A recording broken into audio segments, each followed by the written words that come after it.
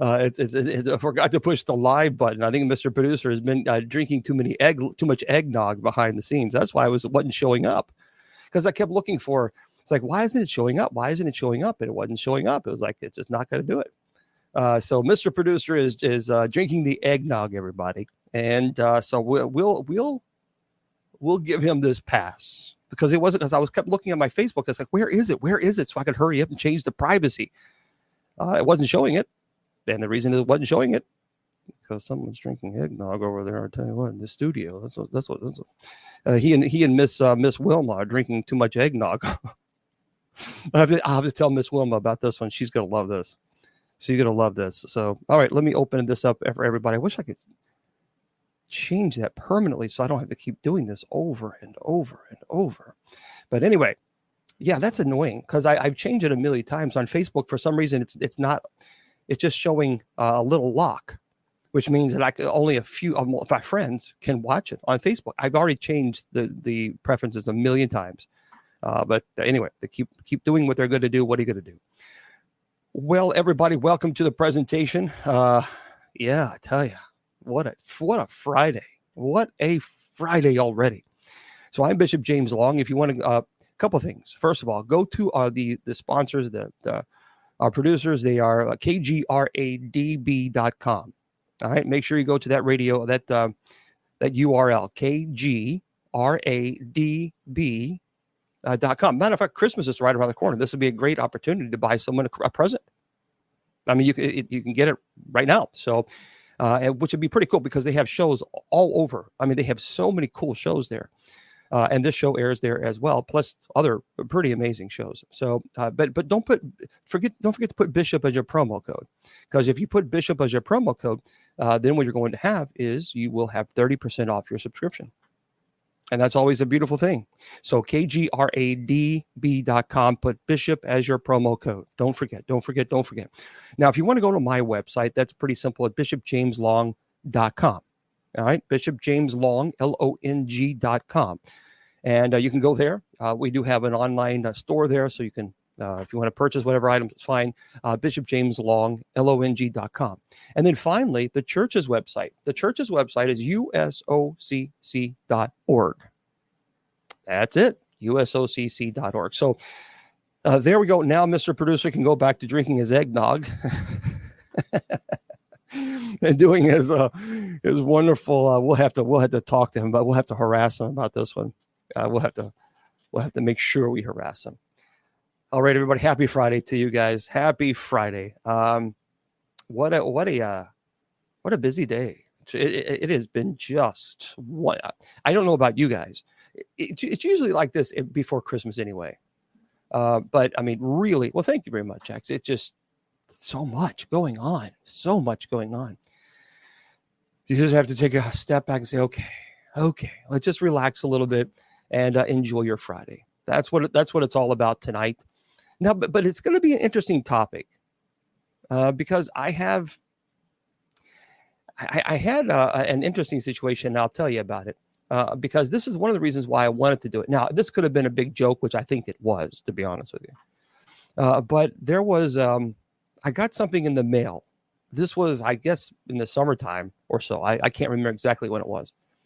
But it had, I opened it up and I thought, well, what in the world is this? I mean, it's like it had a triangle, a big triangle. Of course, I have it in the other room. I've been rushed so fast, I forgot to get it. But it's a big pyramid looking thing with an eye on top of it. And it had a like the sun was radiating behind it. So it was a big, like a pen you put it on your, like a lapel. It's a big one, and then a smaller one, like one of these pen lapels.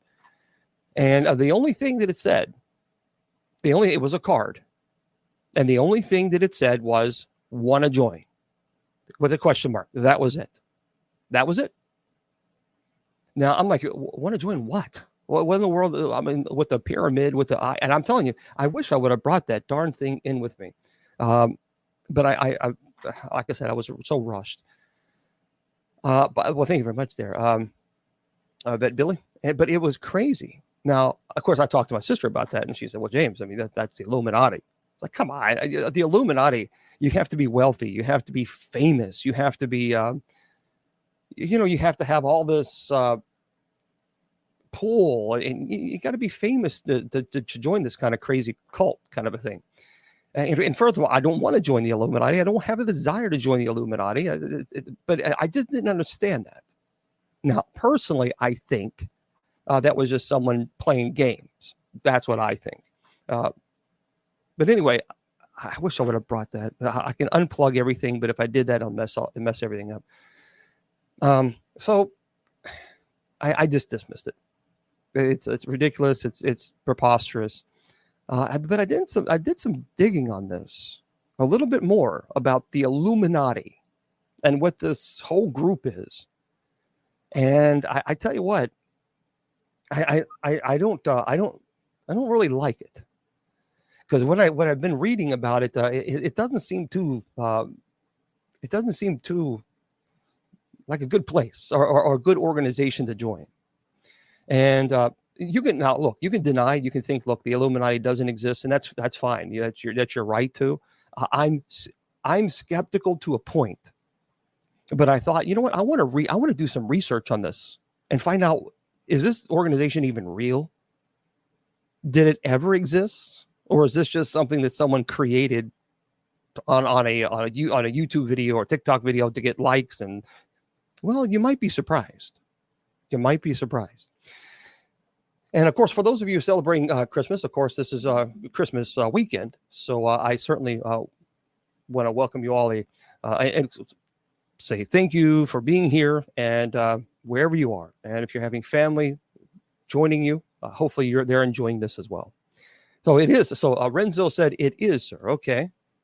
So here's the questions, guys. I'm not going to get into your questions about other topics until 8 p.m. Eastern Standard Time. Tonight, we're talking about the Illuminati. That's how I do the presentation. I do a presentation, a topic, and then at 8 p.m. Eastern Standard Time, if you have any other questions about any other topic, we'll address them. But this is Paranormal Fridays. So we really do try to keep Paranormal Fridays to the paranormal. And that's only because on Sundays and Wednesdays when I'm here, I'm very strict about, we keep things biblical because it's Bible study. So this is Paranormal Fridays for folks, and they waited for an entire week. And so that's what we're going to do. We're going to stick to the paranormal tonight. So let's delve in to a topic that has captured the imagination of a lot of people, maybe some of you, the Illuminati. I don't know. It's a concept that has sparked numerous conspiracies and a lot of theories, captivating the minds of individuals across the globe. So throughout the first hour or 45 minutes or so, we're going to explore the origins of this organization that's called the Illuminati, and perhaps maybe their alleged activities. But I think really we have to ask ourselves whether they really truly exist in our world today, or is this just a great big huge conspiracy theory cover up? Seriously, I mean, we have to be fair. Is this just a great big nonsensical, ridiculous argument? But do I put up a Christmas tree? Of course I do. Yeah. But tonight I decided to have this background. And normally I have like a scary moon behind me and, that kind of stuff, which is fine. But I think, as we get closer to Christmas, I think this is fine. All right. So to understand the essence of the Illuminati, we have to journey back to the Bavarian region of Germany in the late 18th century. Now, for those of you who are on TikTok, here's what I'm going to do. I'm only going to allow the people who subscribe to chat with me on the first hour. The reason is because they're subscribing to the channel. So it's their opportunity to interact with me, because otherwise sometimes it scrolls so fast I can't see the comments. So it gives them the opportunity to ask specific questions about the topic. And I'll turn the chat back on at 8 p.m. Eastern Standard.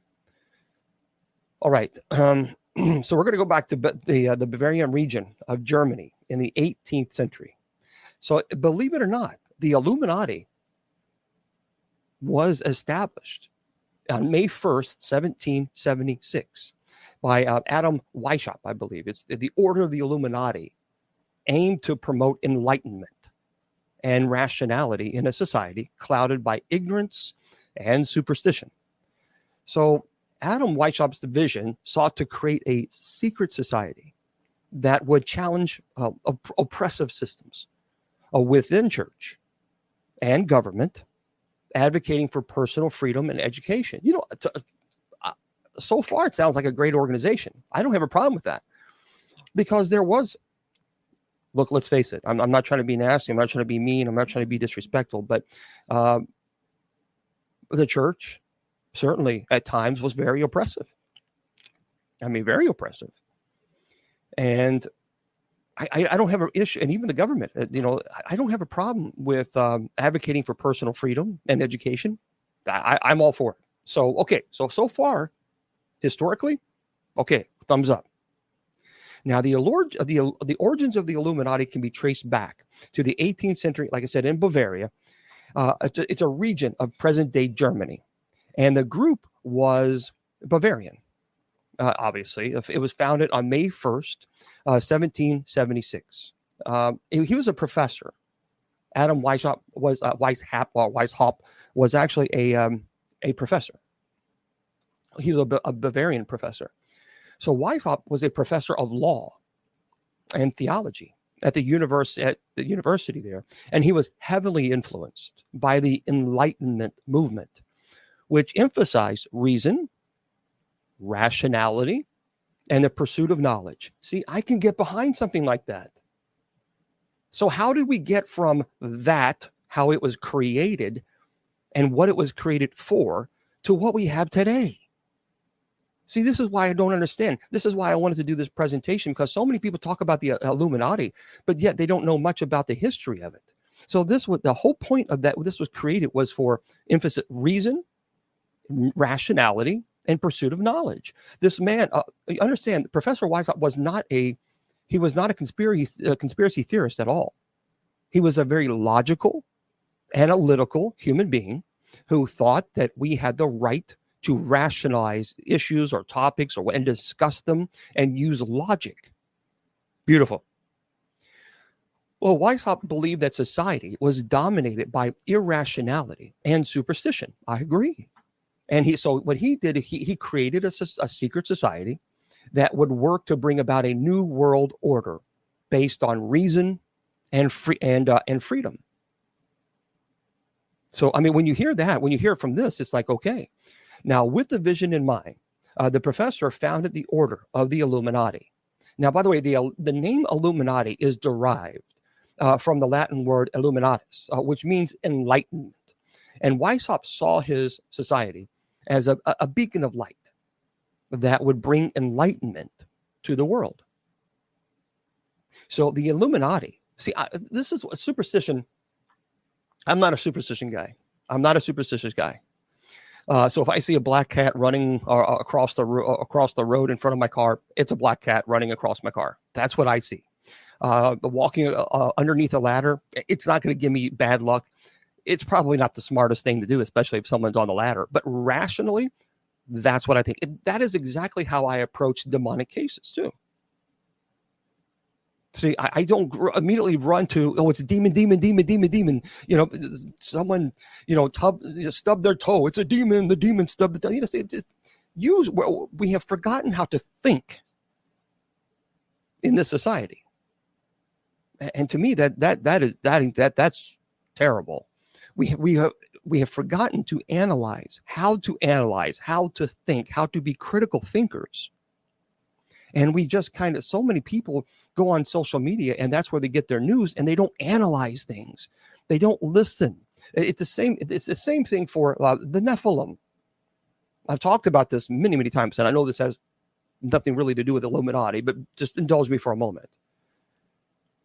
People just buy this hook, line, and sinker, the Nephilim, but they don't analyze it. They don't break it down. They don't research it and say, now, wait a minute. Where in the Bible does it refer to the Nephilim? And if you break it down and you understand it, you will know, as I've said it a million times, the Nephilim were not the offspring of sons of men with women. They were not. They were not the offspring of demons with women. Folks, it is a lie.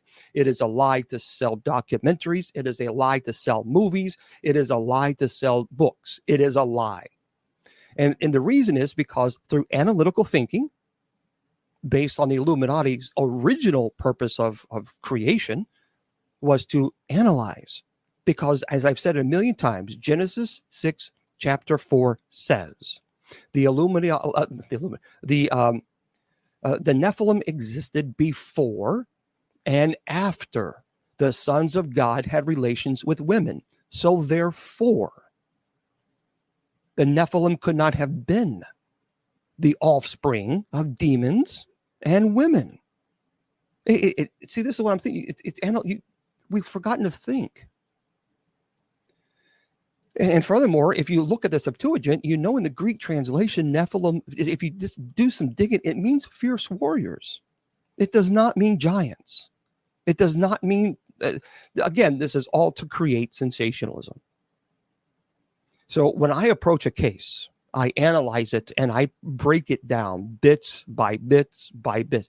So you say that a TV was thrown across the room, unless I see it with my own eyes.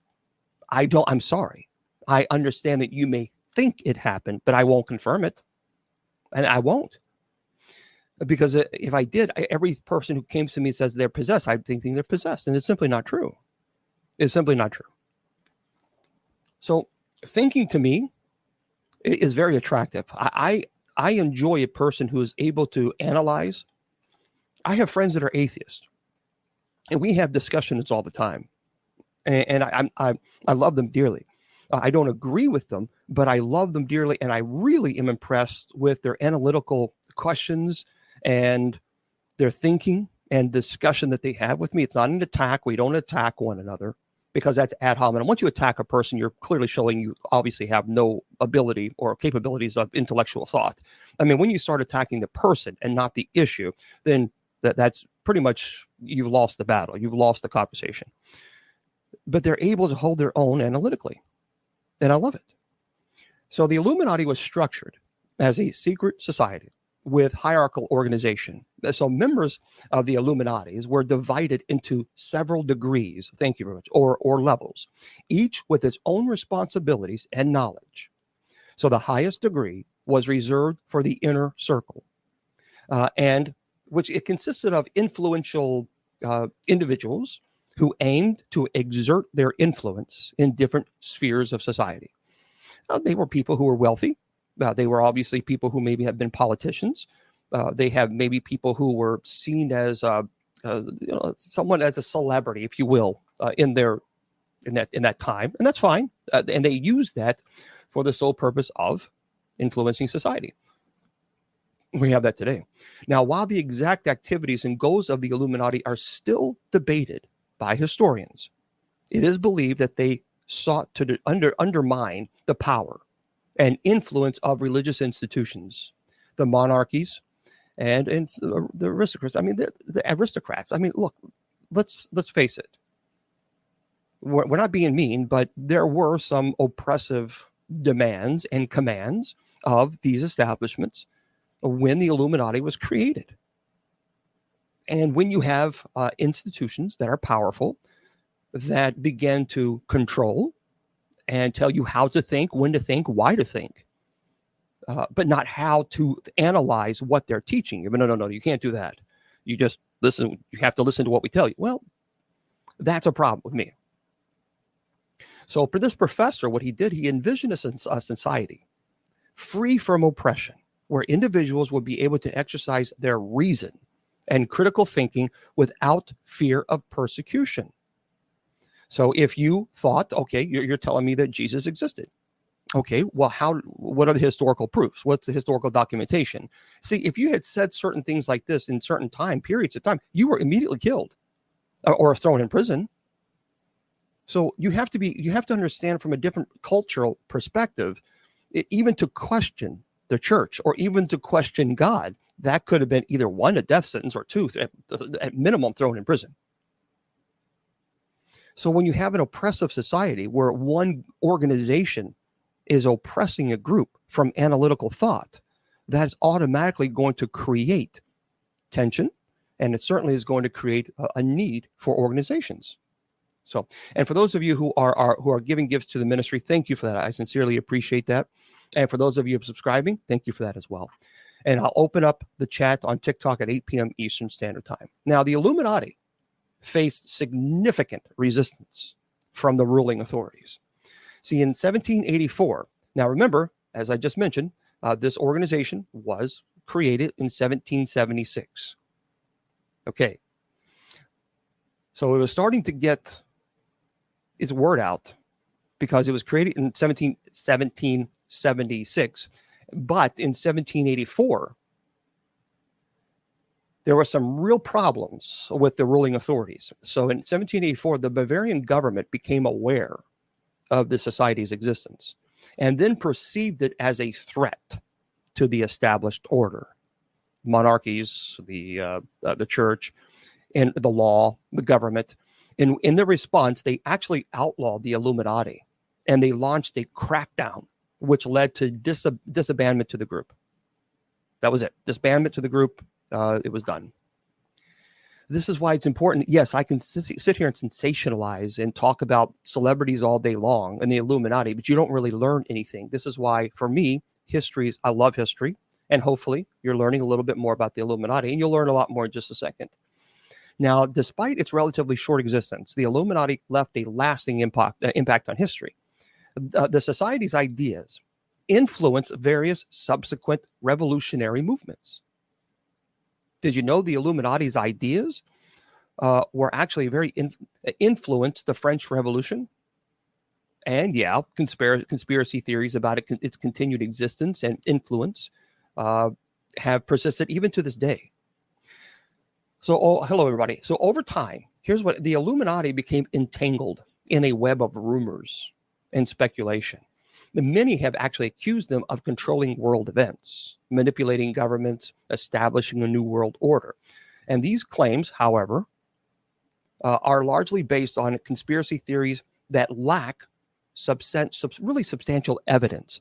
Now, I know some of you are going to say, now, wait a minute, Bishop Long, there are people that are throwing up this sign and covering their eyes and all this other stuff. We'll talk about that. I get it. I understand it. But I wonder how many of those celebrities are doing this conspiracy and holding up this. I wonder how many of them are doing that to get buzz. In other words, to get talked about, to get people discussing them. You know, there's in I guess publicity in the public world, in the entertainment world, as the old saying goes, there's no such thing as bad publicity.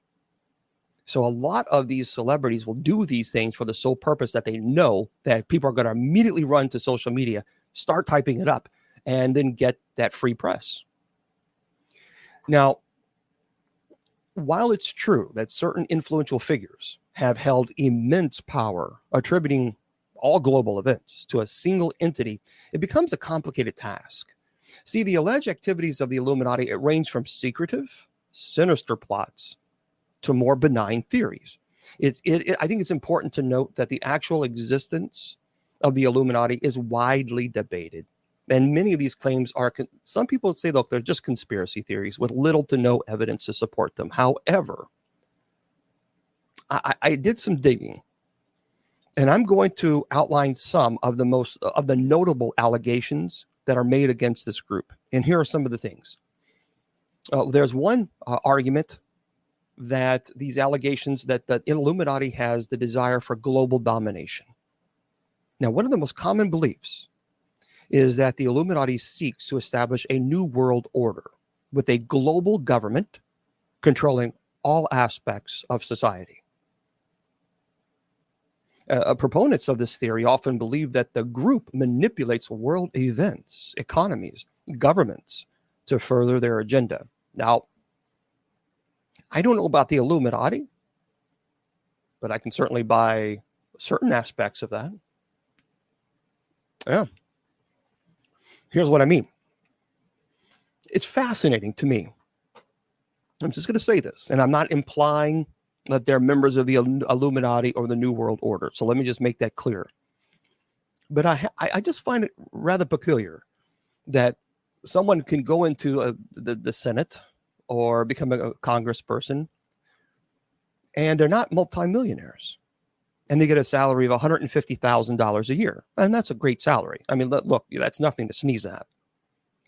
But somehow, after, I don't know, 6 years or maybe 12 years or 15 years, who knows? Somehow they are able to leave the Senate or Congress with millions of dollars in their bank account. Now, they weren't millionaires prior to going into public service, and their salary is $150,000 a year. Good salary. But I mean, it would take you obviously 8 years or so to hit that $1 million mark. So how can you walk out of Congress or the Senate and now you're worth $50 million with a $150,000 salary, and you're not a multimillionaire before you walk in? Now, that's just a logical question. That's not, I'm not, and here's what a lot of people say. Here's one of the arguments.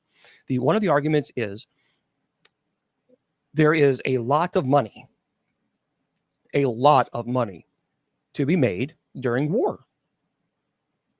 I mean, people make substantial amount of money. That's not new news. Companies that are contracted by the government, who obviously create weapons, ammunition, etc., they make a substantial amount of money. Their stock increases, their stock rises, stock prices rise.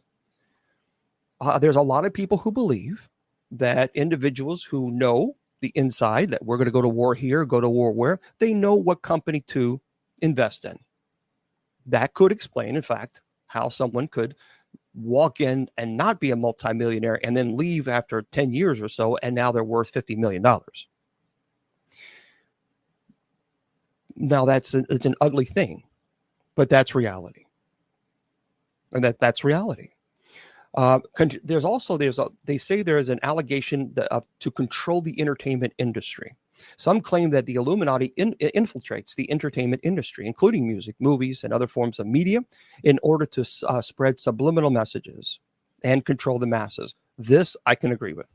They suggest the famous individuals, such as musicians and actors, are Illuminati puppets used to brainwash the public. I'm telling you now, I studied when I was at Loyola University. I studied subliminal marketing.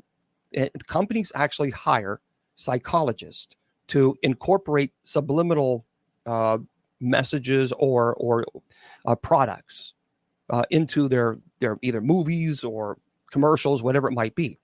I talked about this before. You're sitting on the couch, you're watching a movie. You haven't had Oreo cookies in years, and you're not like, eh. And then all of a sudden you have this massive craving for Oreo cookies. And yet you didn't realize consciously that right behind one of the actors was Oreo cookies, or that perhaps maybe one of the actors was enjoying an Oreo cookie and was loving it.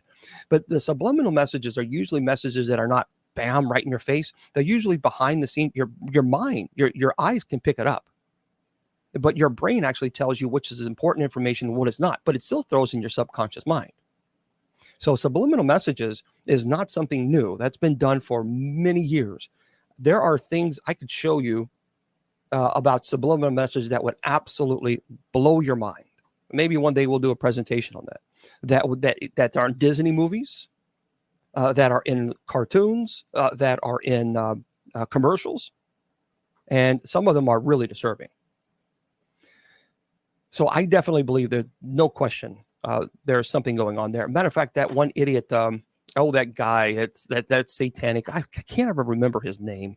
That idiot who did that concert where people died because they were trampled on, and there's no ifs, ands, or buts. There were satanic subliminal messages everywhere, and that was problematic. Yeah, product placement there. Yeah. Just watch. No, it wasn't the Travis Scott. That's it. Thank you, Jonathan. Travis Scott, that idiot. It was just really disturbing. I don't like this guy. I don't like Travis Scott at all. I don't like what he does. But it was very disturbing. I actually watched that concert. And if you actually are, if you're careful, do your own research. But if you're careful and you slow down, sometimes it flashes on the screen. And if you slow things down, Satan is spelled, Lucifer is spelled. You will see up, down, upside down cross. I mean, there's a lot of things that are the messages are just insane. But yeah, just pay attention. If you watch it, I did. And every time it flashed, I would slow it down and I would say, well, there's one, there's one, there's one. It was all over the place. As a matter of fact, when people left that concert, they even said that it felt like they were in hell. Well, that wasn't done by accident. That was purposeful. Also, there's a lot of theories out there about symbolism and rituals. So the Illuminati is often associated with symbolism. For example, such as the all-seeing eye, or even the pyramid. So conspiracy theories suggest that these symbols are used to communicate allegiances and control. Some theories also involve secret rituals and ceremonies that supposedly these members engage in. But you know what I'm talking about, where they put this eye, and they put it over their eye, or they cover their eye. This is, again, a lot of entertainers do this, and they're fully aware that is an Illuminati sign. They're fully aware of that. Now, are they in the Illuminati? I don't know.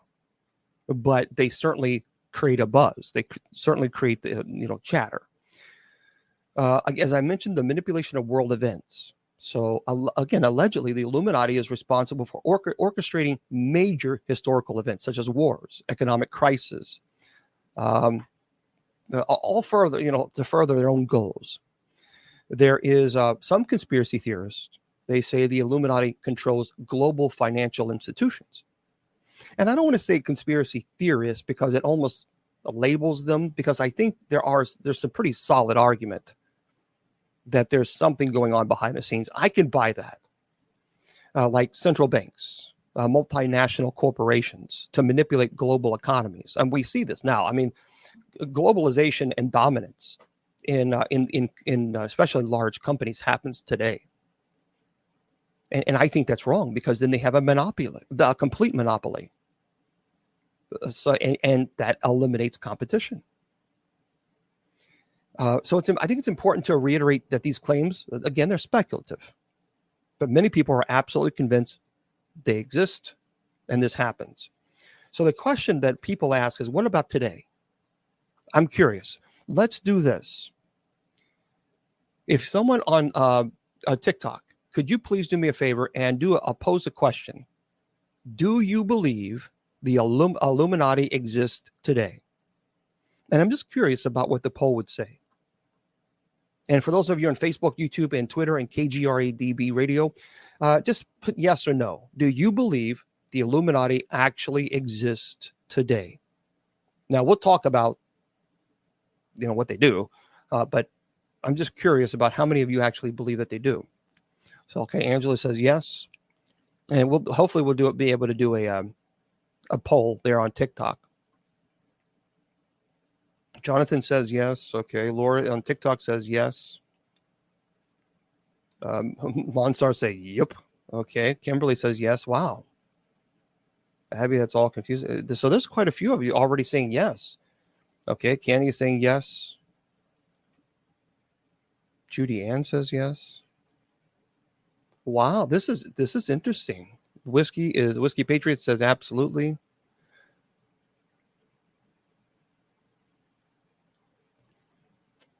Okay, Grandmother Mason, yes. Deacon, yes. I would need proof to say yes. Okay. Mary says yes. Wow.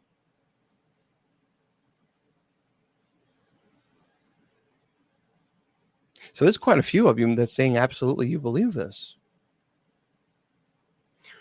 Well, Tracy, okay. So if someone could do a poll there, I don't know if we're doing a poll or not, and we'll pull up the answers here in just a second. The question of whether the Illuminati still exists today, it's often asked with a mix of curiosity and fear. Now, I believe that it is unlikely that the original Bavarian Illuminati exists in the same form. I don't believe that. It is important to understand that secret societies and exclusive groups and cabals have existed throughout history. We know this. And these groups often seek power and exert influence for their own gain. That's not a big secret.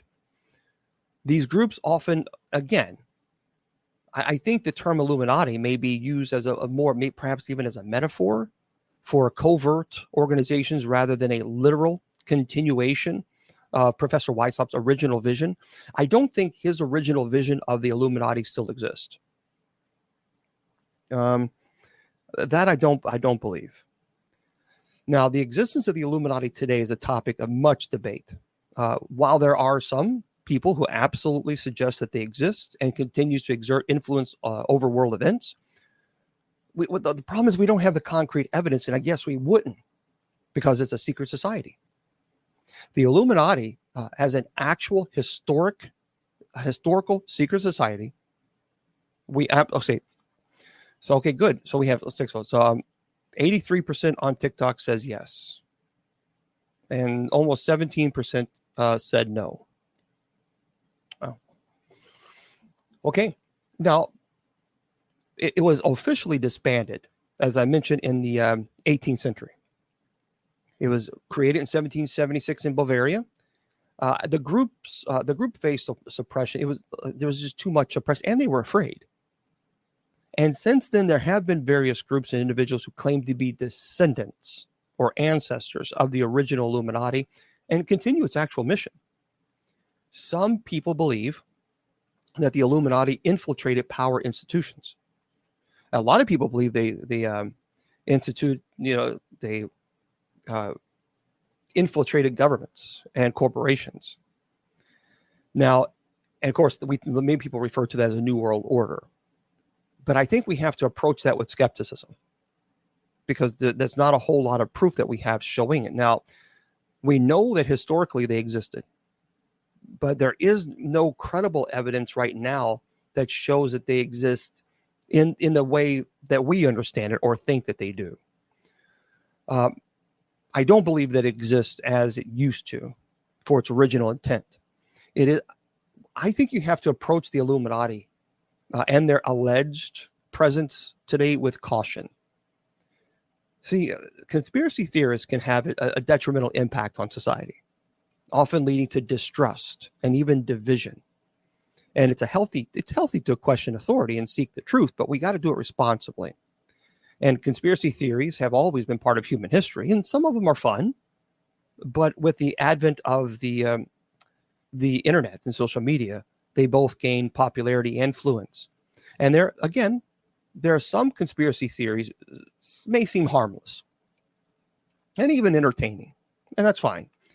They pose, but there are some that pose very serious dangers to society, and we have to be careful because some of these conspiracy theories, matter of fact, the Pizzagate. Remember we talked about that the other day. The Pizzagate, where it was all over social media, where this one pizzeria, remember I talked about this one pizzeria allegedly had a basement, and that these famous people would go down to these basement and do terrible things to try to get younger and all this other stuff. Well, this is where it becomes dangerous, because someone showed up at that pizza restaurant with, I believe, what was an M16. Now, that's not a joke. See, when you go online and well, this is kind of funny. The conspiracy theory of Godzilla versus King Kong or whatever it might be. The Godzilla exists. That's one thing. But when you start creating a conspiracy theory of AR-15, when you start creating a conspiracy theory that this one particular restaurant has a basement and they're doing terrible things, and someone actually shows up with an AR-15, that is unbelievably irresponsible. Because we have to be careful about what we do and what we say, because some people may not be in their right state of mind. And I remember that. I remember that huge conspiracy. It caused a lot of chaos. The pizzeria, by the way, it doesn't have a basement. There's no basement there. And people say, well, I don't believe that's a conspiracy. Again, you know what? Take the tinfoil hat off. There's no basement in that place. This was just created to get likes, to get views, and to make a buck. That's just the way it was. So, like that Pizzagate, conspiracy theories often thrive on creating us versus them mentality. That's how they work. They tend to target groups or institutions, labeling them as the enemy or responsible for some grand plot. And that leads to the creation of echo chambers and the deepening of divisions within society. And such divisions can be harmful. It can hinder social progress by preventing open dialogue. Also, conspiracy theories typically question the motives and actions of reputable institutions. And we got to be careful with that. Like scientific research organizations, while it's healthy, a healthy skepticism is good. Widespread belief in baseless conspiracy theory, it erodes public trust. And it can be very frightening to some people. And also, I don't like that many of these conspiracy theories, they create misinformation and disinformation, and then people immediately run to sometimes social media, and that's where they get their news. Well, that's even more frightening, because conspiracy theories are often based on shaky evidence or just outright falsehoods.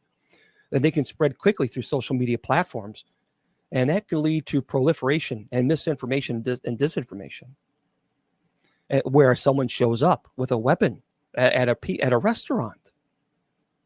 And also, I think it distracts from the real issues. Conspiracy theories often provide simplistic explanations for complex problems sometimes by focusing on far-fetched explanations and blaming shadowy forces. In some cases, belief in these theories can lead to harmful behaviors and even violence. So this is why I think we have to be careful with jumping into this and saying, well, it exists, and we know it exists, and I'm speaking, and then people speak as if they know 100% for fact. No, we got to be careful with that. And the people are always looking for something, and sometimes they're looking in the wrong places. Now, this is a website that I wanted to present this to you guys, because when I saw this, I thought I gotta talk to you guys about this. This is by Jason Hahn, and it was a really great article. And so let's talk about this because it's important. There are theories to explain the 69 moon landing, JFK's assassination, 9/11, Area 51 AIDS, and, well, Beyonce, he says. Conspiracy theories, in a way, are meant to give us answers to things that may be difficult to wrap our heads around. So how did this president win the presidency? Oh, because he was a member of the Skull and Bones secret society. These kinds of theories are a dime a dozen. But he says, while some theories are absurd, some of them have turned out to be true. And we'll talk about that in just a second. Now, if the moon landing hoax, as he says, took over the early 1970s, then the pentagram, skull eyes, and pyramids of the Illuminati have been the most talked about conspiracy theories of the 2000s, thanks to the internet. I mean, he says you type Illuminati conspiracy into Twitter or YouTube, and you'll get a ton of results that show how hardcore people are about the theory and getting to the bottom of it. So Roswell, New Mexico, all over again. So what is the Illuminati and the conspiracy around them? What do they want? And probably the main thing on your mind right now is who's in it? Come on, Lady Gaga has to be, he says. Now, continuing the article, he says, it's all complicated. And when you take into account most of what's been said about the Illuminati, there are a lot of moving parts that stretch many, many years. Now, as you might expect, not all that's been said about them is verifiable, but there's some truth behind the group as a whole, which I talked about goes back centuries. And again, I'll open up chat to everybody at the top of the hour. So let's continue. So are the Illuminati real, he says? Well, yeah, he says they were, at least. We talked about how they were created in 1776, and we talked about who founded them, and he gives information. So what happened to the group after the ban? So remember, 1784, the government came down on them, disbanded. And because the Order of the Illuminati got so big at its peak, other splinter groups formed. And those groups came to an end. People throughout the following decades and into the next centuries would take it upon themselves to create Illuminati-linked groups. The offshoots include the Ordo Templi Orientis that founded the Theodore Roos, or tried to make a successor of the Illuminati in 1880. The Illuminati Order in 1988. Orden Illuminati in 1995, but none of these groups held the power over society that conspiracists claim the modern Illuminati have today. So then why do we hear so much about them today? Well, the author continues, today's interest in the Illuminati has lasted because some believe the group continued long after the ban on the secret societies. Now, over the course of the next centuries, it is thought that the Illuminati have courted the world's biggest players in politics, industry, media, and entertainment. And this was spurred on by popularity of writers' conspiracy theories like Austin Burial and Nesta Helen Webster and William Guy, etc., who believe the Illuminati are still in operation. So Robert Anton Wilson's Illuminatus trilogy and Dan Brown's Book of Angels and Demons helped popularize the group. Angels and Demons was made into a movie starring Tom Hanks and follows his character as he solves the Illuminati a puzzle while trying to find an assassin who's working for the group. So here's what the author says. What does the modern Illuminati want to do? The same thing they try to do every night. The brain voice, they try to take over the world.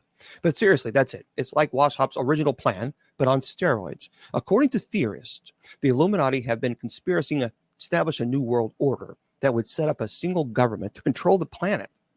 The Illuminati supposedly has agents who control movies, music, banks, governments, and other powerful institutions, and their influence, combined with strategic decisions, will result in the totalitarian one-rule government and other sinister outcomes. Now, theorists have pointed to other secret societies like Skull and Bones and the Bilderberg Group to claim that they're front organizations for the Illuminati. There are so many theorists speculating about the shadow organization, and each theory is different. Nesta Helen Webster's theory states that the Illuminati was run by elite people to spread communism and capitalism to divide the world and then rule it. In the early 1900s, Christian fundamentalists claimed that the Illuminati's New World Order would be a sign of the coming of the Antichrist. And two of the biggest supporters of this theory were John Birch, Society's Blue Book in 1958, which outlined the mission of a society like the Illuminati, and Pat Robertson's book, The New World Order. So far, theorists have linked the Illuminati to many famous individuals passing. Tupac, Michael Jackson, JFK, Princess Diana, and other issues as well. So the author asks this question: who has been flagged as a member? Well, I can't validate this, but this is by this particular author. And he says, if you're part of the secret society, it's your job to do just that, keep it secret. But the list of supposed members stretches far. So he says you have businessmen like billionaire Warren Buffett, who's been accused, and Yahoo News made it an entire list of celebrities they think are the Illuminati. So Yahoo News actually make an entire list. Backed by the photographic evidence, the 666 hand symbol apparently being evidence enough. So many of these celebrities made these Illuminati signs over their face, and people say, aha, that's the sign of the Illuminati, and they are fully aware of what they're doing. Kanye West, Jay-Z, LeBron James, Lindsay Lohan, Beyonce, Lady Gaga, Rihanna, Kim Kardashian, just to name a few. There's a lot more who are supposedly part of the Illuminati. So again, this is Yahoo News. It says George H.W. Bush, George W. Bush, Barack Obama, a particular leader in Germany who is no longer here, Justin Bieber, and the 1%. Michael Jackson is said to be either a member or someone who tried to expose the Illuminati. So some people say he was, and some people say he was trying to expose the Illuminati. By definition, a member can be anyone who has power or influence. So is there evidence for the existence of this group today? Well, he says if you want evidence, all you have to do is search YouTube for it, and you'll find plenty of people who think they found it. That's true. There are a ton of creepy videos that explain the Illuminati's supposed power. Many of the videos tap into people's fear, which is why a lot of them add a soundtrack full of horrifying sounds and sometimes show violent pictures. Symbols that are now synonymous with the Illuminati are the Eye of Horus and the pyramid, which are both famously on American currency. Since the Illuminati are said to have influence over entertainment, finding those symbols in music, television, or in movies is alleged proof of their involvement. And there's a lot of them. It's interesting that these symbols become intertwined with our vision of the Illuminati and not the Owl of Minerva, by the way, which was the order of the Illuminati's original symbol. So people also have looked up quotes from the past presidents, like JFK's speech to the American Newspaper Publisher Association. Many people say that once he said this, he was trying to expose them. So he says, according to the author, JFK exposes ruthless conspiracy. Quote, this is from John F. Kennedy, for we are opposed around the world by a monolithic and ruthless conspiracy that relies on covert means by expanding its sphere of influence, on infiltration instead of invasion, on subversion instead of elections, on intimidation instead of free choice, on guerrillas by night instead of armies by day. It is a system which has conscripted vast human and material resources into the building of a tightly knit, highly efficient machine that combines military, diplomatic, intelligence, economic, scientific, and political operations. Wow. George W. Bush's speech in 1991, he actually mentions a new world order. Conspiracy theories point to celebrities who use these symbols in their work or in photographs as evidence that they're part of the society. Now, cult symbols have also been connected with the Illuminati, like the OK hand symbol, like this around your eye. And apparently that's which actually it's meant to signify 666, the number of the beast. Look, here's the deal. Celebrities know this. They're not stupid. They're fully aware of it. I mean, that is their job, to be aware of what's happening in the world. I mean, if you're an entertainer, that's what you do. And they're fully aware that this over your eye means 666 or upside down. They know that means it's 6. They know it means 666. They know this. And they know that it signifies the number of the beast, the Antichrist. So even if you're doing it, and let's say that you're not a part of the Illuminati, you're stupid for doing it in the first place. Because why would you even think about if that is a symbol of 666, the beast of the Antichrist? Why would you do it? And then there's Jay-Z, Beyonce, and everyone in pop music use the use of the diamond hand symbol. And you can Google this. They do that crap. And they know it. They know what this stuff means. And since they're already famous, well, it's easy for theorists to make the assumption that these celebrities are throwing out hints of their Illuminati involvement and not just finding something to do with their hands during a photo. Come on. So this I can agree with. If you know darn well, if you're throwing this up, if you're throwing this up, if you know what you're doing, that's not a mistake.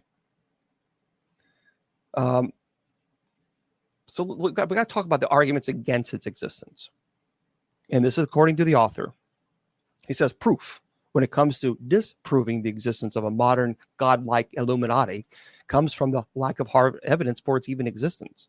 With so many versions of what the Illuminati could be, satanic, Masonic, atheist, reptilian, theorists can't even agree on who they are or what they are. And all of these artists who put occult or Illuminati symbols in their videos, they're doing it on purpose, either because they know that you're going to talk about it, or because their production team couldn't think of any other designs to use, which I hardly think.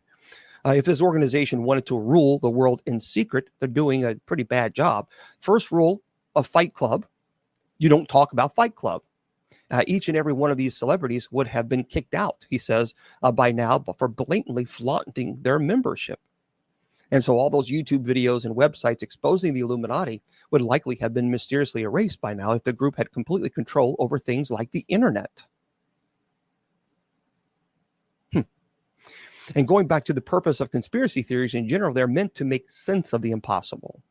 So someone like to think like someone like Jay-Z can be successful on his own, not with the help of century-old secret societies.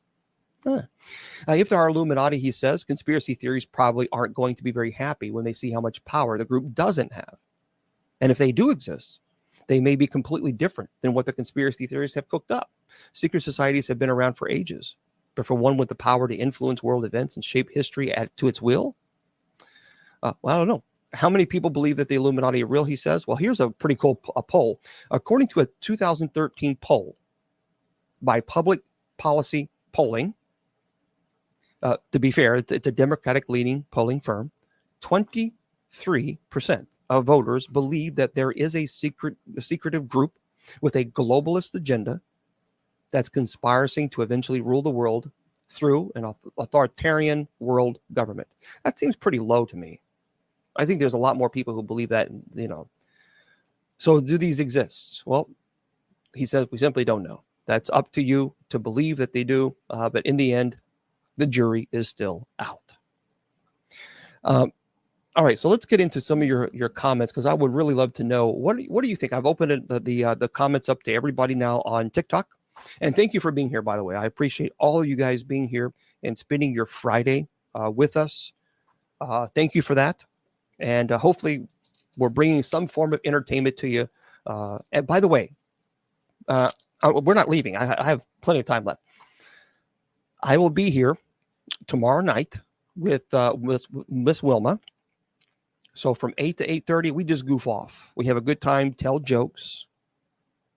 And then from 8:30 on, I answer all your paranormal questions, your demonology questions, your theological, whatever it is. It's open mic. That's at 8 p.m. No, yeah, it'll be here. It'll be here. Yep, it'll run on TikTok. It'll run on Facebook, YouTube, Twitter, on my Facebook page. But it'll be there 8 p.m. tomorrow, Saturday. And then Sunday, we have Bible study. Okay, and that's at 8 p.m. As well, Eastern Standard Time. So I will be here Sunday night. I'm aware that it's Christmas Eve, but a lot of people ask me if I would be willing to do Bible study, because many people don't have families and they just don't want to be alone on Christmas Eve. So I will be here this Sunday at 8 p.m. Eastern Standard Time for Bible study. Okay, so that is the schedule coming up this weekend. And there we go.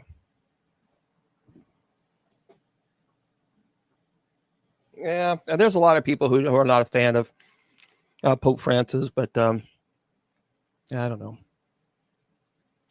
In music, Illuminati means witchcraft. And there's music to use demons to influence. I'm telling you, there's no question. There's no question, especially in music. There's entertainment in general. I think we have seen a lot of evidence of subliminal messages and of evil, which I'm obviously not a fan of, because being an exorcist, you wouldn't want to be. So let me put this down here. And let me charge this up. Hold on one second. I'm going to charge this up. There we go. I don't want to. Yeah, I saw. Oh, yeah. You never heard of Skull and Bones? Oh, yeah. That's actually Harvard University. It's an old secretive society. And there's a lot of people. Oh, I didn't know that. A lot of people didn't know about the Skull and Bones. Okay.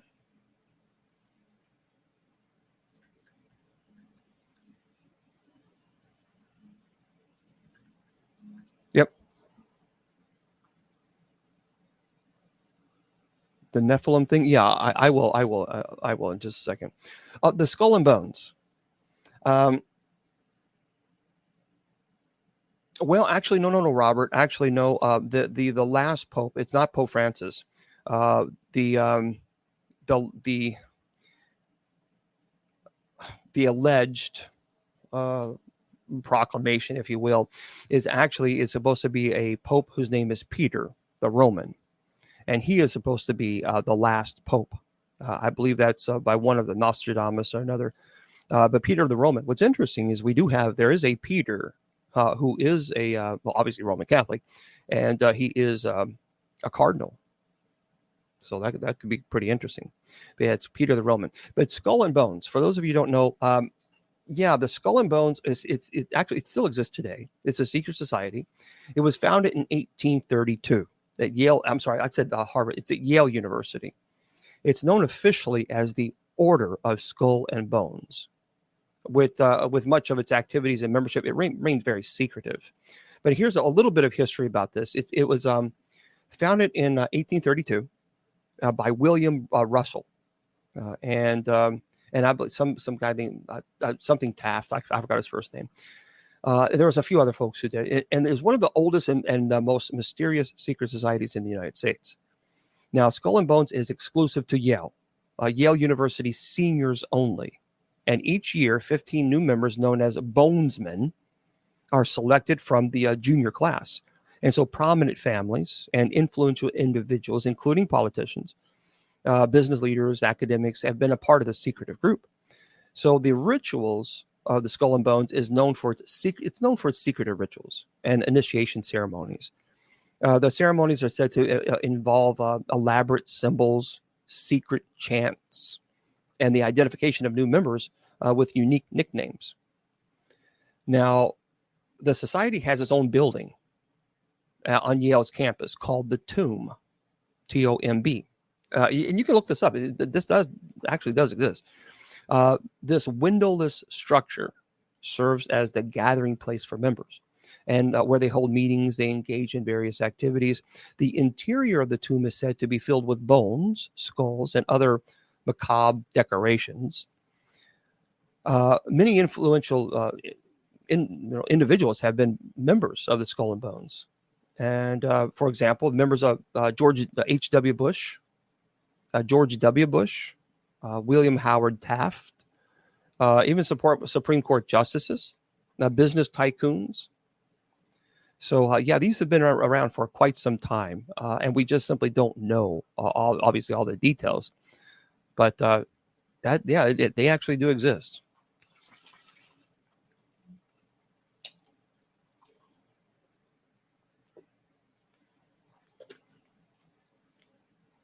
Yeah, I've never heard of that.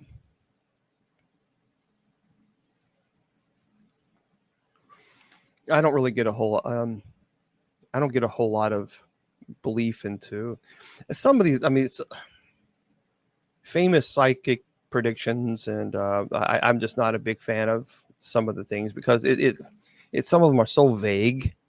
It's like, yeah, it's easy to. Doing well. Thank you. Well, actually, yeah, George, yeah, he was. There are some. Yes, there are some secret societies within the Roman Catholic Church. Someone was asking that question about what in the Roman Catholic Church. What about it? Well, there was a couple actually, and again, I'm not well versed in all the details, but I know a basic, I guess, generic enough detail to kind of give you an overview, if you will. The Knights Templar. I mean, that would be the very first one, I would think. It was actually founded in the 12th century, and the Templar they were influential military order. It was associated with the Crusades, and they had a great wealth and a lot of power, and it ultimately led to accusations of secret rituals and even heresy alleged. And the Templars were eventually disbanded by the church and dispersed, with many of their members actually persecuted. Now, there's a lot of debate as to why. Maybe one day I'll do a presentation on that. Of course, we talked about even the Illuminati. Although the Illuminati is often associated with conspiracy theories and misconceptions, a group, as I mentioned, called the Bavarian Illuminati was indeed formed in the late 18th century. And this secret society was aimed to promote Enlightenment ideas, principles. It was suppressed by the Catholic Church and the Bavarian government. So they're not members of it, but they had a connection there. The Opus Dei. The Opus Dei was also another. It's a 19. It was I think it was founded in 19. I want to say 28, 27, 28. I think it was 1928. It's a Catholic lay organization. It emphasizes the role of ordinary people in sanctifying their everyday lives. While it's not strictly a secret society per se, it's been the subject of speculation and criticism. due to its secretive nature and its selectiveness in membership. And there's a lot of debate on whether or not members of the Opus Dei would actually punish themselves, whip themselves. It was many theorists out there argue that it was pretty aggressive. So, yeah, we'll have to do that. Well, no. The Jesuits. Now you're picking on my folks there. See, I studied with the Jesuits at Loyola University in Chicago, and they're beautiful people, wonderful thinkers. My time, I was blessed to study there and receive my associate and bachelor degrees. So it was it was a very, very, very special time. Yep. Yeah, it was the angels and demons as well. Yeah, Jesuits, I think, of course, and I also study with the Benedictines. So it's interesting how you have the combination of Jesuits, which are free thinkers and they're analytical, they're philosophers, and then you study with the Benedictines, which I studied with the Benedictines also at a Benedictine monastery and seminary. And so they're very structured, organized, by the book, so it's, but also brilliant thinkers as well. Yep. If you have a question, go ahead and, any baptized person can baptize their child or another individual. All right. So any other questions? Well, I do, because I've studied for a long, long time. But remember, it's Paranormal Friday.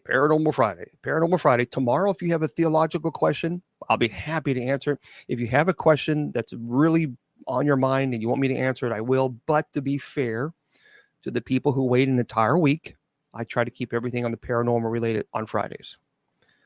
Okay. Magical poltergeist? I've never heard of a magical poltergeist.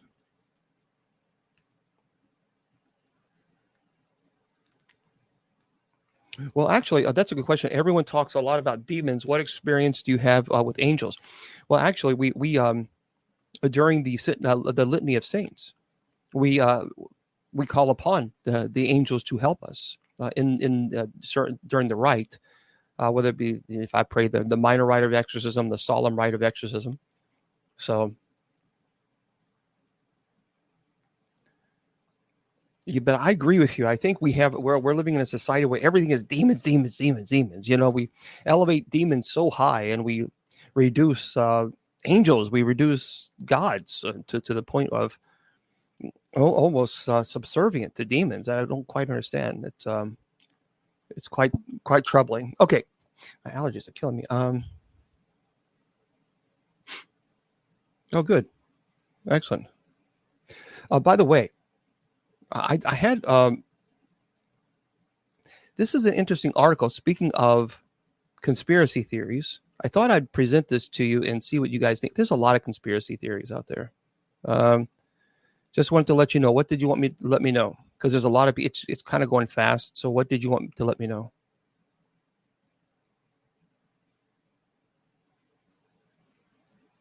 I don't see anything about you saying. I don't know. People in Mexico say they believe the devil walks the streets. I think the devil walks everywhere. Yep, I believe your guardian angels can absolutely be spirit guides. I did a skit on magical poltergeist demons. I think you have me confused with someone else. Yeah, Brenda, I'm not really for sure what you mean. I think you're confusing me with someone else. You did a skit on magical poltergeist demons?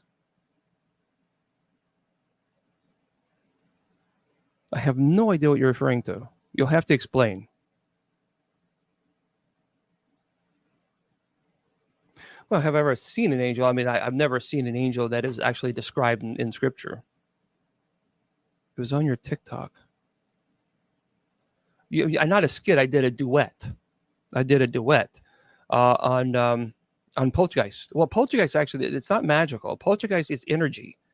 There's nothing magical about poltergeist. Poltergeist is more of, I think of it as more of physics than I do of magical. I don't think of magical at all. Poltergeist. Now, people getting confused. That's a good, this is good. People get confused with activity that is summoned by demons to cause interaction or problems with other people. Now, that's not magical poltergeist. That is actually demonic. So there's a big difference between. So let me explain this, because I'm glad you mentioned this. So if someone summons a demon to do their bidding, to cause problems on another human being, that is not poltergeist. That actually is satanic. That is demonic. It is evil. You're making a pact with the devil. You're making a pact with the demons. Now, the demon will absolutely have no problem doing your bidding, but you're going to pay a price for it. Now, that is not poltergeist. A poltergeist means noisy ghost. It's not a ghost at all. It has nothing to do with a ghost. Poltergeist, it means noisy ghost, but it's it's energy. It's negative energy that someone is omitting, who's going through extreme emotional stress. That's what a poltergeist is. And people get that confused a lot. So, for example, I've talked about this before. If you're walking down the street and someone's walking towards you, you don't know the person, but you know you don't want to know the person. That person is omitting negative energy. So usually a person who has poltergeist activity in their home is someone who's going through extreme emotional stress. You get that person help, you get them counseling, the activity will dramatically stop. Now, that's different than if you actually summon a demon for that demon to cause demonic activity or attack against someone. That's what we're referring to as a curse. That's not poltergeist. Poltergeist has no intellect. There's no intellect with the poltergeist. It's simply negative energy. That's it. There's no intent. There's no intellect. There's no goal. The purpose is just simply for someone is causing that activity to occur. That is very, very different than a demonic, actually, because with the demonic, you have intent behind the action. Okay, so there's a big difference between. So hopefully that answers the question. Okay, this is it's summoning. That's right. That's when you summon. You're summoning a demonic for the sole purpose of causing problems with a person or an individual. A lot of people do this. With jinns, but a lot of people do this also with the Lesser Key of Solomon, because they go online, they read the Lesser Key of Solomon, they read these conspiracy theories, watch these conspiracy where people say, oh yeah, you can, Solomon summoned demons and then had control over them because Solomon allegedly had the demonic sigil, the symbol of the demon. And that as long as you have this sigil of the demon, then you can control the demon according to these websites, which are absolutely incorrect. This is 100% false. Anyone who says that to you, they have no training in demonology. None. They have no business even teaching about demonology, let alone talking about it, because it's absolutely 100% incorrect. Now, can you summon them? Certainly, because it's all about the intent. But just because you have the sigil of the demon, that doesn't mean that demon is going to be controlled and manipulated by you. Because what you don't realize is you're being controlled and manipulated by the demon the whole time. And see, people think that if someone does something to you and you get angry and you want revenge, and you're going to summon a demon for the sole purpose of causing a problem with another human being, well, they think that they have control. Well, I'm going to get even. I'm going to get even. No. See, the demon is playing on your emotions and they're toying with you. They know exactly what you want. They feed on that hate. They feed on that disgust that you have toward. That's why it's important to forgive. So they feed on that. And then you get tempted to do something you shouldn't do. And you think that you're getting even with that person. But in fact, what you've just done is made a pact with the devil. That's blasphemy. You've committed a mortal sin. A big, big no. So, no, okay. First of all, let me make this clear. There's a lot of people talking about curses. There's a problem that look. I refuse to be anybody's victim. Absolutely refuse. Now, when I did Exorcism Live on the Travel Channel, when I went to the Exorcist house, the actual house in St. Louis, and all it was a home blessing. I performed the minor rite of exorcism. That was it. And then of course, there were the Roman Catholic Church was very, very aggressive. I mean, there were many clergy that went online and said some pretty nasty things, really nasty things. It was a home blessing. That was it. That's what I did. Now, I can't control how it was advertised, but I can tell you that it was a home blessing.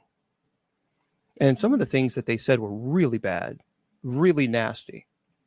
And I thought, now, wait a minute. I thought you were supposed to teach love and compassion, and you're attacking me because I'm blessing. And see, here's what happened.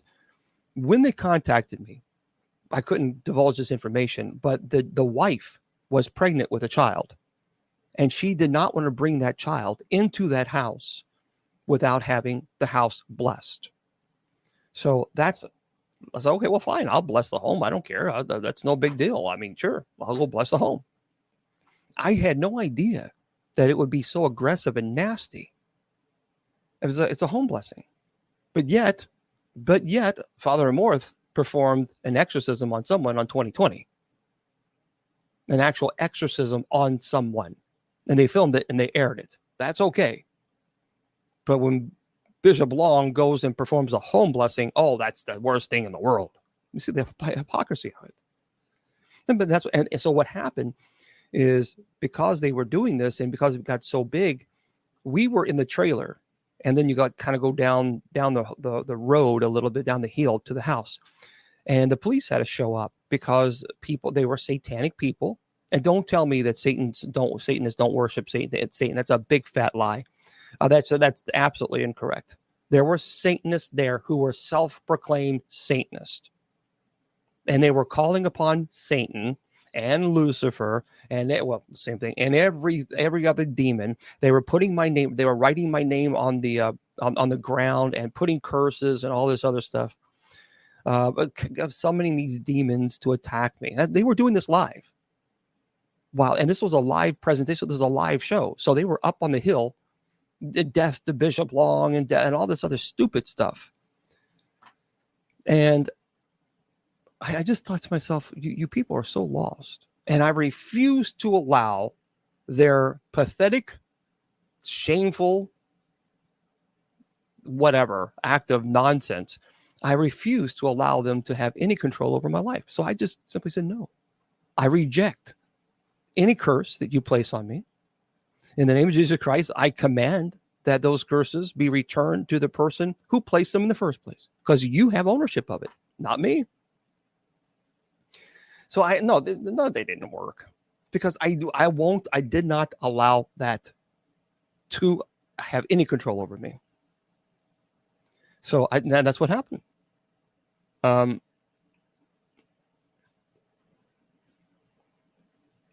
Magical poltergeist got a priest to help.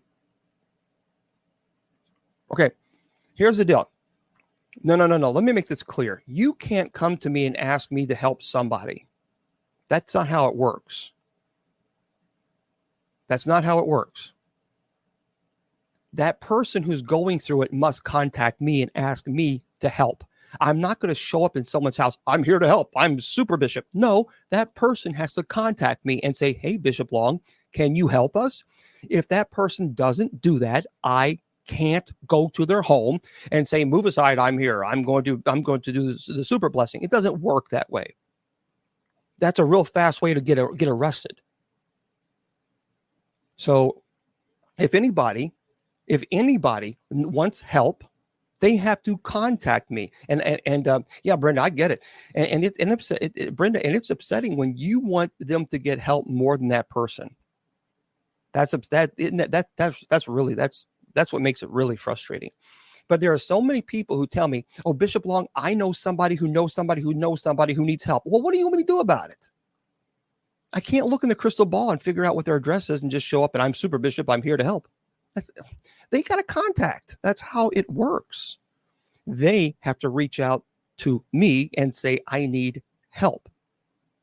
If they do not, I will not call them I don't believe in just calling people without their permission, because a lot of people would see that as, I mean, quite honestly, I don't like when people do that to me. But I'm not going to, do these calls, these cold calls, and say, hey, somebody who knows you told me that you need help. No, that's not how it works. Because the person who's going through the difficult times have to be a part of their solution. They can't expect me to come in and wave a magical wand and say, poof, demons be gone, and now everything is beautiful, everything is gone, no problem. They got to work too. And they have to put in the work too. So I'm not going to just cold call somebody and tell them that somebody that they know you and that you have issues and I'm going to fix that. No. They contact me. And that's the way it should go. Okay. Well, what do you mean you're asking me for help? Okay. Here's what you need to do. If you need help, again, folks, people get really angry and ticked off because I don't respond to their emails. Let me show you something. There you go. 16,500 emails in 5 days. I am one person with no staff, and I do this absolutely for free. That's just my email. I have now 17,933 messages on TikTok. Almost 18,000 messages. So for anybody who thinks that I am able to go through all those messages, no, I'm not. Nope. And I'm not going to try. And then people get angry with me because I can't respond to them. Okay, what do you want from me? I mean, seriously, what do you want from me? I do the best I can. I answer as many emails as I can. And that's all I can do. I'm a human being. So here's the deal. If you need help, let me make this very clear, very crystal clear. Do not contact me on TikTok. Do not contact me on Facebook, because people, what they're doing, here's why. I have a website and it is there for a reason. And the reason is if you go to my website and you click on the paranormal link, you go to that link and you fill out the information, the very simple form, and it goes to the Society of St. Benedict. That's organized and owned by our abbot, Father Tommy Golden. And he will work, of course, alongside with the paranormal clergy if they define groups or teams in your area. Do not contact me on TikTok, because what people are doing is, well, I'll just go around and do it this way. I can't keep up with the amount of demand that I stop what I'm doing and go to people's homes. Can't do it. And I'm not going to anymore. Those days are gone. History. It almost caused me a heart attack. No joke. Several years ago, I almost thought I was having a heart attack because of the stress. And then people cussing me out, actually calling me and cussing me out because I didn't respond to one of their 16,000 emails. That's stupid. Asinine. So it's very simple. Very simple. That's what you have to do. We are funneling all emails through one system. One system. Anything else, I delete. I delete and move on. Sorry. Well, that's not fair. Too bad. Because if you can't follow a simple requirement from the beginning, then you're not going to follow what I'm going to require you to do through the process. Because it's very simple. You go to my website, bishopjameslong.com. You click on paranormal, you click it, you fill out the information, and we'll get back with you. And that's how we keep tabs and we keep it organized, because you got to think about it. If I have 18,000 messages on TikTok, if I have now 1,200 messages on Messenger, Facebook Messenger, over 1,200 messages. I have 16,500 emails, and I just got another email right here. Hey, just when I was talking, someone just sent me another email asking me for help. People just don't listen. I don't get it. So it's got to go to the Society of St. Benedict. That's the way it does. And that's the way it's going to be. That's it. Well, yeah, let me add, okay. Here, okay, if you believe that you are cursed and you would like a prayer, I'll help you with it. I'll tell you. I don't allow curses to intimidate me. Do you know how many times people have sent me messages saying I've cursed you? Do you know how many satanic messages I get from people calling upon Satan and hailing Satan and all this other ridiculous, idiotic stuff? And they actually send curses to me. And then I send them a message. It didn't work. Kisses and hugs, Bishop Long. You see, I'm not intimidated by cowards. I'm not intimidated by cockroaches. And that's what Satan is. So here is what you need to know. Here's a prayer that it's a good prayer. If you want to pray it, that's fine. My prayer is, Heavenly Father, remove this curse. Done. Because the moment you begin to pray is the moment Satan begins to tremble in fear. Stop being its victim. Everybody wants to put Satan here and God here. And then when I ask them, have you prayed? Yeah, but how many times have I said it? Yeah, there's no yeah, but about it. Have you prayed? Yes or no? Yeah, but there's no buts about it. Why are you telling me yeah, but when you're talking about God and you're talking about demons as if, oh my gosh, the world's coming to an end. What am I going to do? Well, then be a victim. Continue to be a victim. I refuse to be a victim. Now, I do pray for them. I certainly do pray. I didn't say I didn't pray for them, but I'm not going to. I refuse to feed into it. So here's a prayer, a deliverance from a curse. If you want it, you can go back and watch this later on. I always pray for people, but I also tell them, look, you got to calm down with this. You got to calm down with it, because there are some people that are so focused on being a victim, and nothing I say to them can get them out of that victim mentality. And I don't understand that. Lord Jesus Christ, I believe that you are the only Son of God, the way to God, that you died on the cross for my sins, and that you were, and that you rose from the dead for my vindication.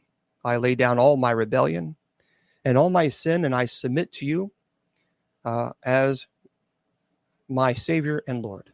I confess all my sins in front of you, and I pray for your forgiveness, especially from those sins that have exposed me to damnation. Please deliver me from the consequences of the sins of my ancestors. By decision of my will, I forgive everyone who has hurt me or us, that they have done wrong, and as I want God to forgive me. Even now, to be exact, I forgive this person, that person, this person. I renounce every contact with anything occult and satanic. And if I own some contact objects, I commit myself that I will destroy them, or preferably give them to clergy to get rid of them. And I revoke every right that Satan thought he had over me. And Lord Jesus, I believe you took every curse on the cross, which could have come to me. And now I beg you to set me free from every curse upon my life. In your name, Lord Jesus Christ, by faith I receive my deliverance and advancement now. I thank you. And Lord, I open myself to receive your blessing now, the way you choose. Look, it's a simple format. The format is to acknowledging your faith in Christ, and then is confessing your sins, all of your sins, anything that you have done and done wrong, and to accept, you're accepting that responsibility and asking for forgiveness. And then you renounce everything that's evil, everything that you've done. If you made any type of using a cult or satanic practices, whatever it might be, you renounce them. So this is a simple format where the individual takes responsibility for their actions. The term is called accountability. Something in which a lot of people don't want to take accountability for their actions. You have to. So, for example, if you have a demonic issue in your home, I want to know, as an exorcist, what has caused it in the first place. There was always a cause. There's a cause and effect. And once we get to the root of the problem, then we can go from there. If we can't ever think of ourselves as think of ourselves as a victim. The bonded to succubus. What do you mean? Oh, that's a tough one. Paul, is it Pauline? What if you cannot forgive yourself? That's a tough one. Um, hold on. You know, that's one of the hardest things for a lot of people to do is to forgive yourself for the things that you've done. And I understand, but you have to. I think we punish ourselves for far too much, for far too long. And there is a prayer, a simple prayer that you can pray. It's a simple format, but see, the words are one thing, but you have to really believe it, and you have to understand it, and you have to know it to be true. So you got to stop beating yourself up for the mistakes that you've made, because if you don't, then you stay a victim, and the demonic can easily use that, and it will use that against you. So you say, for example, you can say, Heavenly Father, I come to you with a heavy heart, burdened by the weight of my sins, and I humbly ask for your forgiveness, for your mercy, for I have fallen short of your perfect standards, and I acknowledge the mistakes that I made, the words that I spoke in anger, the actions that I take in selfishness, the choices that I made without considering your will. Again, you're understanding it. Please help me understand the depth of your love and your grace. I repent for my sins. I ask for your guidance. So it's again, and then it's a conclusion of I believe that you will do this for me. I believe that you will help me. But you can go. I can go on, and I could do 1,500 prayers right now about prayers for forgiveness for yourself. But unless you actually believe it and you really start forgiving yourself for the mistakes that you've made, that's where it must start. It must start internally. Otherwise, the words are just simply words. You have to have meaning behind them. And I think we've done enough beating ourselves up. I really do. Yeah, I agree. I agree. Yeah. I understand that. I understand the self forgiveness. It's a tough thing. I get it. Yeah, but you have to. We're not perfect, and we're going to make mistakes, but we just be careful about constantly beating yourself up for that. We just have to be careful with that. Um, Martin Luther King, of course, Martin Luther King Jr. said a lot of beautiful things about forgiveness, and I think we can definitely talk. I can share some of them, some of the things that I. Okay, let me put this over here. He said one time. He said, "Forgiveness. It's not an occasional act. It's a constant attitude," and that's true. And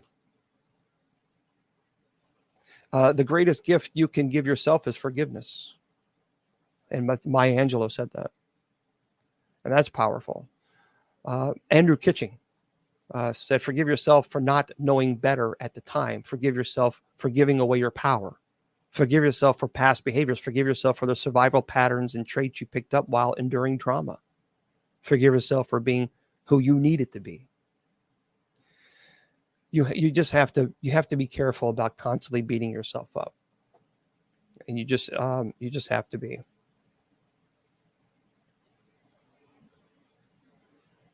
Yeah, sometimes forgiving others is a heck of a lot easier than right. Stay humble. Stay humble. Well, jinns are also some people. Okay, jinns are also referred to by some theologians and even some people who are absolutely convinced that they're genies. That the many refer to as jinns as genies. There's a belief in the Islamic theology and mythology, and they're allegedly they're made of smokeless, scorching fire, but they possess free will like humans. And some jinns, it's believed, can be mischievous or malevolent. It is believed that not all jinns are demonic. Now, again, that's in the teachings. So, in the Islamic belief, jinns are seen as a separate creation from angels and humans. Their behavior can range from good to evil, just like humans. So it's important also to note that not all jinns are evil in the teachings. So there are some. It is taught that some jinns are believed to be righteous and obedient to God. So it just depends on when you're talking to whom you're speaking with, because depending on the theologian, some will argue say all jinns are evil, but in the actual teaching of jinns, not all jinns are evil. Now you can disagree. You can say, well, I think all jinns are evil. That's fine. That's your belief. But I'm just teaching what is taught. Yep, you can. You can, Christy. Well, thank you very much there. King of the Earth 21. Okay. How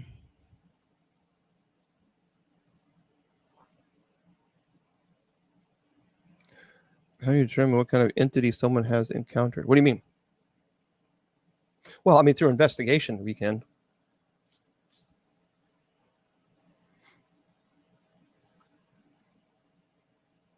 Yeah. I mean, we oh, I've already talked about the book of Enoch. We discussed. Will you read my book? I can certainly. What's your book about, Cindy? No, no. God will never forgive Satan. Satan has already been judged.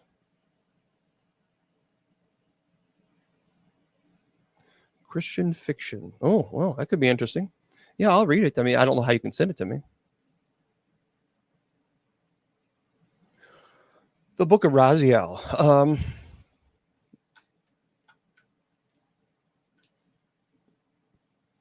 Yeah, the Book of Raziel, also known, it's a, I believe it's certainly a significant text in the field of Jewish mysticism. To be fair, particularly in the Kabbalah tradition, Kabbalah. We have to. I mean, look, we have to. If we're going to talk about, we have to be fair about it. So, and it's believed to have been written by the angel Raziel, allegedly, who is said to have received divine knowledge from God, and then passed it on to Adam and Eve after their exile from the Garden of Eden. Allegedly, the Book of Raziel, it contains a variety of teachings like astrology, angelology, magic, the secrets of creation. It provides instructions on how to communicate with angels, acquire knowledge of the heavenly realms, even perform rituals, mystic rituals. It is what's interesting about this particular read is that it's written in cryptic and symbolic like style. It's often using Hebrew letters and names of God to represent different divine powers and forces, but it's considered a profound. It's a profound and complex work, and when you study it, it requires a really deep understanding, though, of Jewish mysticism and Kabbalah teaching, because you can easily misinterpret.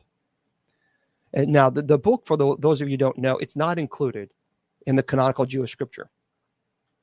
It certainly had significant influence on mystical traditions throughout history. But as far as being canonical, no, it's not.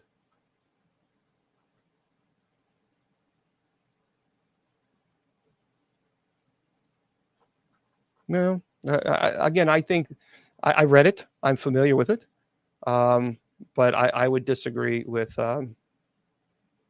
certain things. Yeah, I'm not a fan. Again, we can have a disagreement, but no, I disagree with that. I mean, it's quite clear.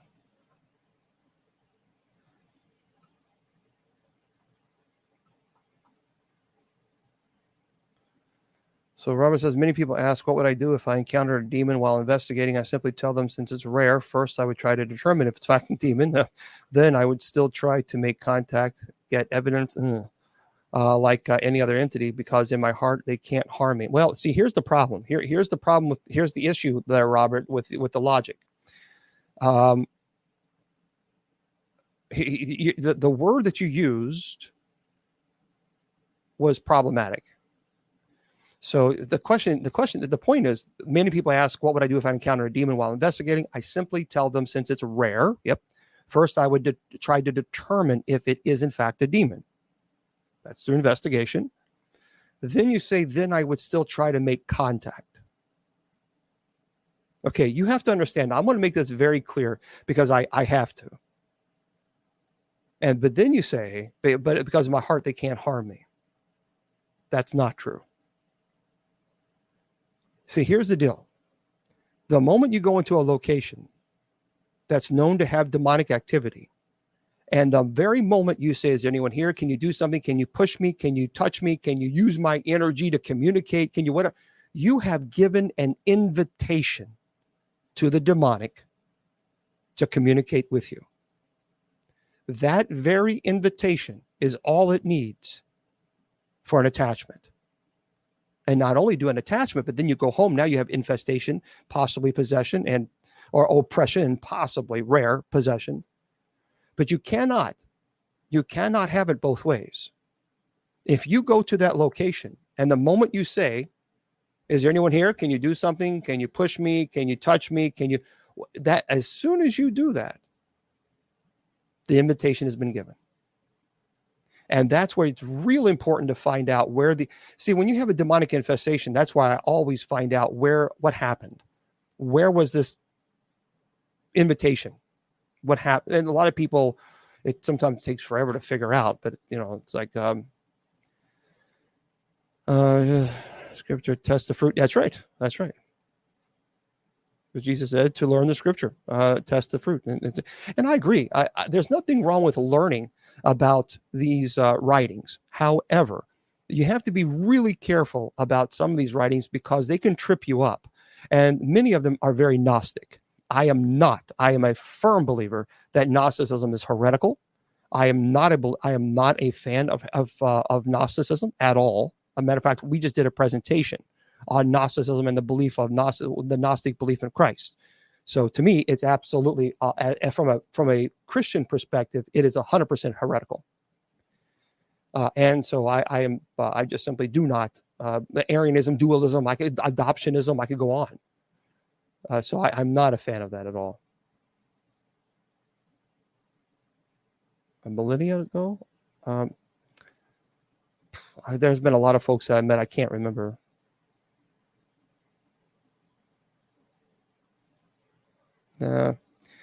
See, this Gnostic belief, no. And there's a lot of things that people are saying that Jesus did this and Jesus did that, and Jesus, and it's simply there's a lot of people going on social media and saying these things that are simply theologically and historically inaccurate. And no matter how, I guess, good the intent, I think it's a disservice because then people think, oh, goodness gracious. For example, Jesus must have been married. Because it was, we have proof that he was married. No, they don't. That is a bunch of crock. That is absolutely ridiculous. It is idiotic. It is historically inaccurate. There's nothing. But a lot of people, especially the Gnostics, they will absolutely say that Jesus was married to Mary Magdalene, was actually had children, and she was the true ark.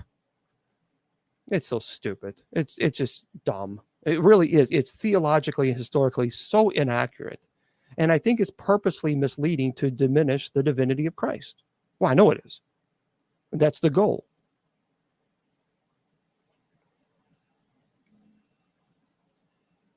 Yeah, we're not going to have conversations. No. We're not going to do that. There's not going to be misinformation.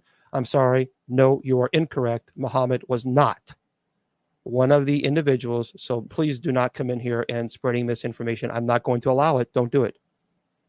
I respect you and I respect your beliefs, but you're not going to come in here and put misinformation about that in the chat room. Not going to happen. Don't do it. So I'm just knock it off. That's your one warning. Got to be respectful.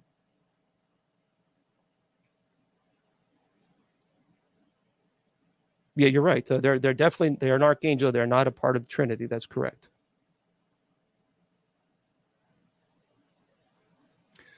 What is the most common non-demonic entity? I don't understand. What do you mean? Help me understand that question.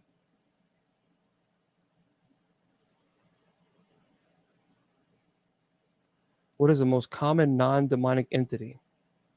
I don't understand. Help me out. Help me out. Help me understand that one. Well, thank you, Garrett. I appreciate you being here.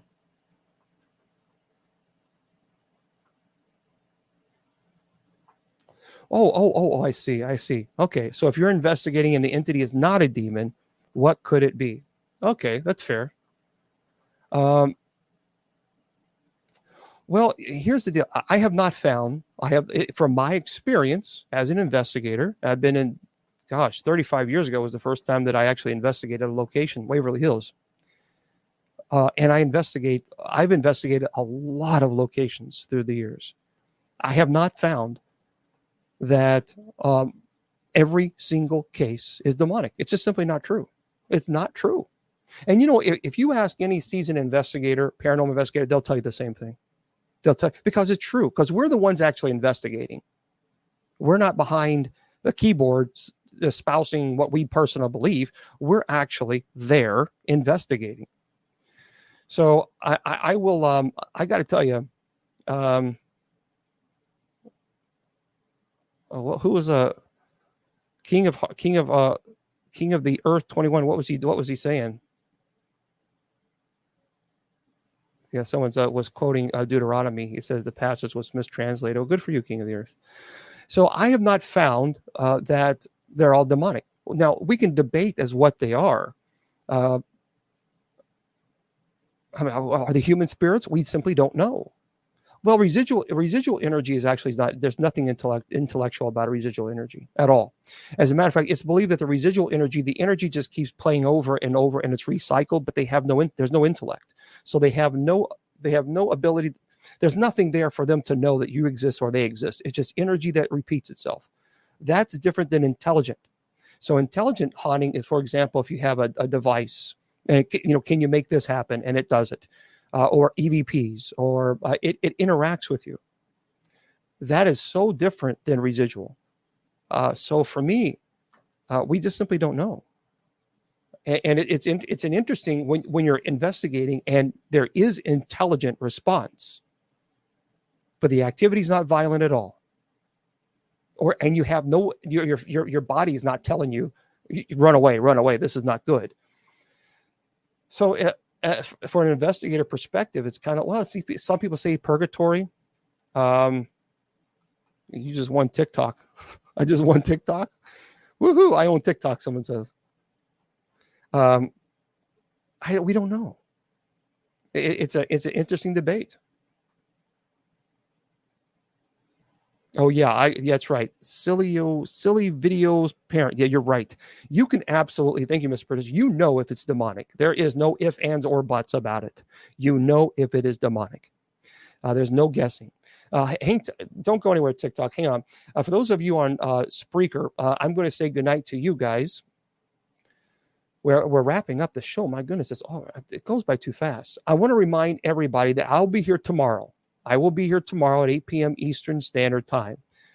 Remember, though, from 8 to 8:30, I have Miss Wilma on. We just goof off and have a good time. And then 8:30, we ask any questions that you guys have. Any questions. TikTok, I'm not going to go anywhere. I'm going to stay with you guys for a little bit longer. I have to sign off on Facebook, YouTube, and Twitter, and KGRADB Radio. On KGRADB, of course, they have another fantastic show coming on. Andrea Perrin is showing up here, doing her beautiful show right after this. So I'm going to be here tomorrow.